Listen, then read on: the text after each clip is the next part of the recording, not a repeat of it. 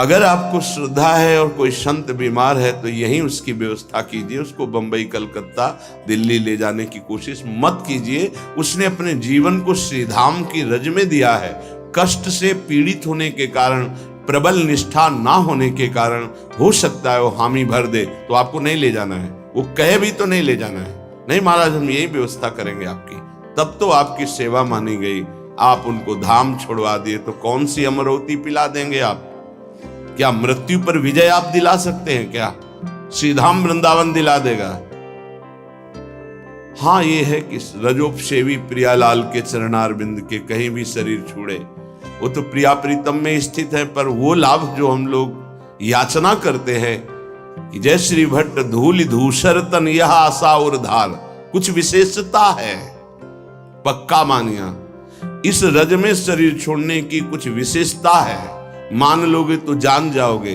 तभी कह रहे खंड खंड होए जाए तन, अंग अंग सत टूक, वृंदावन नहीं छाड़ियो छाड़िबो है बड़ी चूक। यहां कह रहे हैं छिद्देत खडसा इदम यदि में शरीरम, घोरा विपद विततयो यदि वा पतंती। यदि धार वाले अस्त्र से भी मेरा शरीर काटा जाए तो मैं वृंदावन का कभी त्याग नहीं कर सकता कि भाई वृंदावन में तो बहुत दुख मिल रहा है, अब तो चलते हैं यहां से। शपथ पूर्वक इसीलिए कहा है कि अगर शपथ पूर्वक नहीं रहोगे तो बड़ी विचित्र दशा है। हमारा धाम और धामी श्यामा श्याम बड़े कृपालु हैं, यदि आप जाना चाहते हो वो रोकेंगे नहीं, और नहीं जाना चाहते हो तो कभी जाना नहीं पड़ेगा, किसी भी कार्य के लिए नहीं जाना पड़ेगा। ये अपने अनुभव की बात कह रहा हूं, किसी भी कार्य के लिए नहीं जाना। और आपने निश्चय किया है कि बाहर जाकर ही हमारा काम चलेगा, तो पक्का बिना बाहर जाए आपका काम ही नहीं चल सकता। और आपने निश्चय किया है कि श्रीधाम वृंदावन नहीं छोड़ूंगा चाहे मर जाऊं, तो हर व्यवस्था जो तुम बाहर से नहीं कर सकते घर बैठे हो जाएगी, क्योंकि स्वामी जी के चरणों में स्वयं अनंत लोकों की सिद्धियां लुटती रहती हैं। विश्वास, धैर्य, सहनशीलता ये चाहिए इस मार्ग में। अगर सहनशील नहीं हो, विश्वास नहीं है, तो फिर आप टूट जाओगे, कितना कष्ट सहो। आपको विश्वास दिलाते हैं इस स्थान का विशेष प्रभाव है धाम का, कि यहां विशेष कष्ट प्रभावित नहीं कर पाता। कलह कलेश न व्यापह ईठा इठौर विश्व ते न्यारी। यहां कष्ट भी आएगा तो बहुत सीमित रूप रखकर आएगा, वही बाहर जब आपके ऊपर प्रभाव डालेगा तो बड़ा भारी दुख होगा। प्रारब्ध भी आएगा तो शासित होकर आएगा प्रियाजू से, वो स्वतंत्र रूप से आक्रमण नहीं कर पाएगा, बाहर स्वतंत्र रूप से आक्रमण कर देगा। यदि घोर घोर विपत्तियां आकर हमको घेर ले तो भी हम वृंदावन नहीं छोड़ेंगे। ये शपथ पूर्वक रहना चाहिए। घोर विपद विततयो यदि वा पतंती, घोर विपत्ति आ जाए तो भी मैं अपनी निष्ठा से नहीं गिरूंगा। काट डाला जाऊं तो भी, घोर विपत्तियां दुख आ जाए तो भी मैं श्रीधाम वृंदावन को नहीं छोड़ने वाला। हा हंत हंत न तथापि भूयाद वृंदावनादितर तुच्छ पदे पिपाशा। हाय हाय, श्रीपाद कह रहे हाय हाय, जो वृंदावन का वास मिला और उसे छोड़ करके किसी भी लाभ के लिए बाहर जाते हैं तो हाय हाय।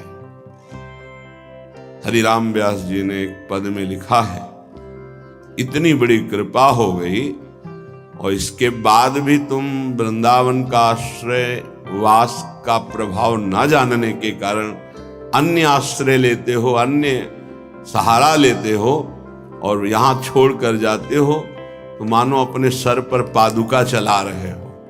अच्छा, स्वयं पतित पत्रकाण्यमृतवत् सुधा भक्षयन् दृशाह मिहिर नंदिनी शुचिपयोंजलि भी पिबन कदा मधुर राधिका रमण रास केली स्थली बिलोक्य रसमग्न धीर अधिवशामि वृंदावनम। ये प्रायः तैयारी की जाती है, ध्यान रखना। जैसे किसी को आर्मी में जाना है तो दौड़ भाग ये सब, पहलवानी करना है तो दंड बैठक खान पान और युद्ध की कलाएं, कुश्ती की कलाएं सीखता है। ऐसे ही हम भगवत मार्ग में चल रहे हैं तो हमें पुष्ट भी होना है और युक्तियां भी सीखनी कि शत्रु को कैसे पराजित करना है, क्योंकि हमारे शत्रु अंतर में बैठे हुए हैं। हमारा एक भी शत्रु बाहर नहीं होना चाहिए। किसी से राग द्वेष नहीं, अंदर की वृत्ति से हमारी दुश्मनी है जो भगवत विमुख करने वाली है, उसको पछाड़ना है। तो कह रहे स्वयं पतित पत्रकाण्यमृत वत क्षुधा भक्षयन। अगर वृंदावन में हमें भोजन नहीं मिला तो हम सूखे पत्ते खा करके यहां अमृत के समान भोजन का भाव रख करके प्राण त्याग देंगे, लेकिन धाम नहीं छोड़ेंगे। सूखे पत्ते खा के कि मानो मैं अमृत पा रहा हूं, ऐसी भावना से, पर हम वृंदावन नहीं छोड़ सकते। ये अपने लोगों ने अभ्यास किया, जानबूझ के अभ्यास किया है। ऐसी वृत्ति धारण की गई कि अगर हमको भोजन न मिले तो कई दिन तक हम भूखे रह सकते हैं और हमारे भजन में विक्षेप नहीं पड़ना चाहिए, और उसका अभ्यास पूरे जीवन चलाया गया। जब तक हम साधन पक्ष में हैं तब तक अभ्यास पूरा दृढ़ कर लेना चाहिए कि अगर हमें 4-5 दिन भोजन ना मिले तो हम भजन में विक्षेप ना पड़े, ऐसा अभ्यास कर लें। हम एकांत में बैठकर भजन करें, हम समाज में बैठकर भजन करें, हम बाजार में खड़े होकर भजन करें, हम यमुना के किनारे भजन, हमारा भजन का अभ्यास कहीं भी हमें बाधा ना पहुंचा पावे, ऐसा होना चाहिए। हमारी निष्ठा कितनी है, जरा विचार करके देखो कितनी है। तृषा मिहिर नंदिनी सुच पयोंजलि भी पिवन। अगर प्यास लगेगी तो उसे जल से बुझा देंगे। गंगा जल में बड़ी सामर्थ्य रही है। आगे आपका तो हमें पता नहीं, लगभग 25-26 वर्ष हो गए वृंदावन की निष्ठा का जो स्वरूप गुरुदेव और रजरानी की कृपा से आया पालन हो रहा है। आगे श्री जी जाने। गंगा जल के पान करते ही, जैसे माँ का दुग्ध पान करते ही बालक को भोजन की आवश्यकता नहीं होती, छोटे बालक को, ऐसे ही गंगा जी दुलार करती थी। गंगा जी में कभी हमें नदी भाव नहीं आया, कभी जल भाव नहीं आया, बस यही लगता था माँ और माँ का अमृत। अंधेरे पे जाके जब गले से खड़े हो जाते तो कभी कभी मन कहता मगरमच्छ ना आ जाए, तो कहते उसके ऊपर हमारी माँ भी विराजमान होंगी। मगरमच्छ सवारी है गंगा मैया की, तू चिंता क्यों करता है?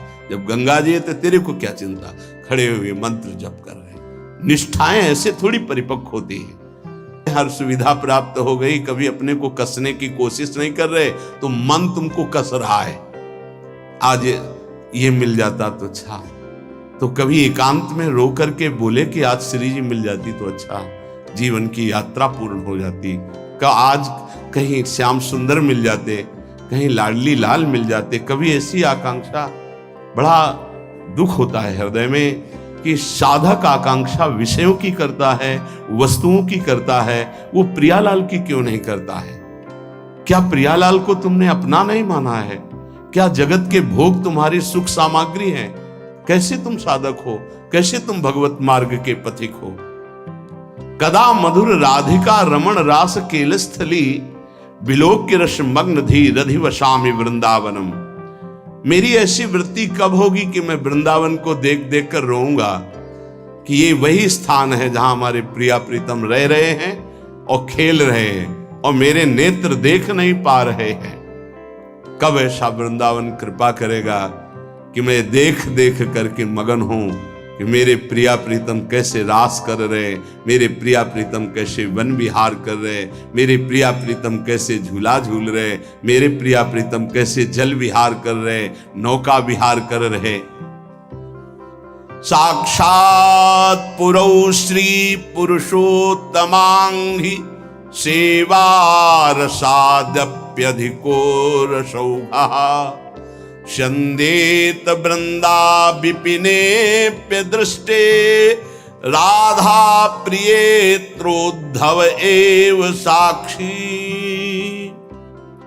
पुरुषोत्तम भगवान वासुदेव देवकी नंदन का निरंतर सानिध्य प्राप्त करके भी जिनको प्रेम का परिचय प्राप्त नहीं हो पाया, और वो जब वृंदावन की रज में आए तो बिना किसी साधन के प्रेम प्राप्त हो गया। इसके साक्षी उद्धव जी हैं। श्रीपाद कह रहे हैं कोई उनको साधन नहीं करना पड़ा, गोपी जनों के दर्शन, संभाषण, चरण धूलि, इसका स्पर्श होते ही प्रेम का प्रादुर्भाव हो गया। क्योंकि तैयार भूमि थी, भूमि तैयार थी, बीज के अंकुरण में देर नहीं लगी।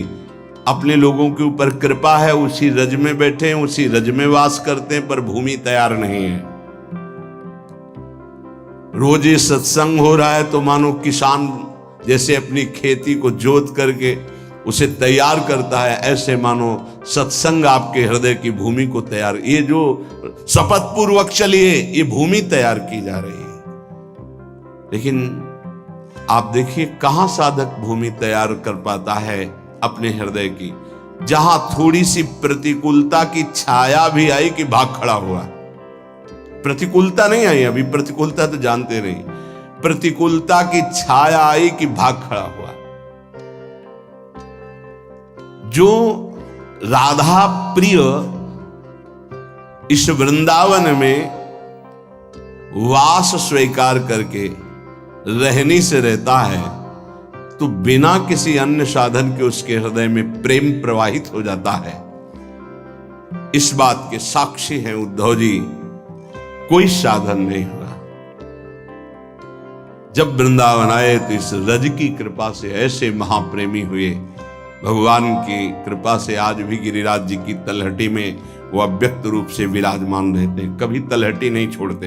प्रकट में बद्री बन गए, लेकिन अप्रकट में यहीं रहते हैं गिरिराज जी की तलहटी में। उद्धव कुंड परिक्रमा मार्ग में मिलता है, उसी क्षेत्र में श्री उद्धव जी महाराज विराजमान रहते हैं। हमारे हृदय में यह अनुभव होना चाहिए कि हमारे ऊपर प्रभु की विशेष कृपा है।